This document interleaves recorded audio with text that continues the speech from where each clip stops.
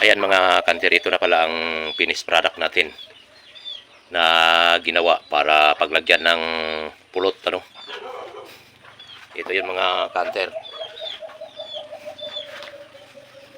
So ganito lang tayo gumawa ng paglagyan ng pulot. Ito ay original at hindi na tayo naglagay ng tsinelas, ano. At itong ginawa ko pala na itong mga kanter ay isang tinatawag dito na ano, yung bahi. Pero ito ay buhay pa. Hindi pa to,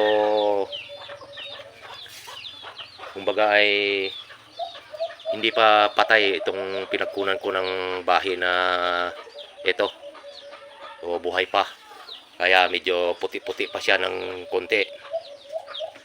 So ganito ang tamang paggawa ng paglagyan ng pulot. Yan.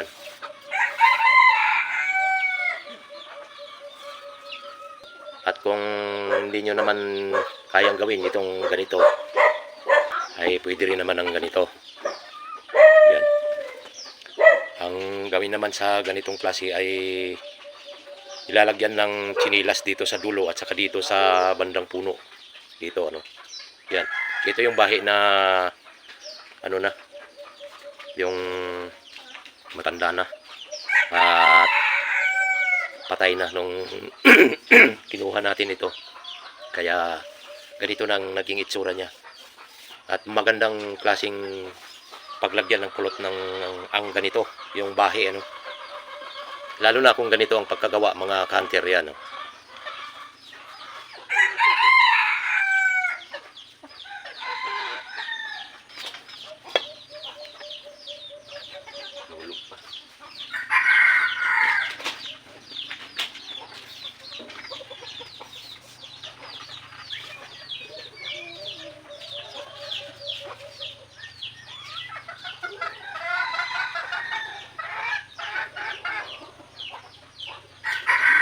Ayan lang muna mga kanter, at sana wag pa rin kalimutang mag-like, subscribe, comment na din para next video magkita ulit tayo.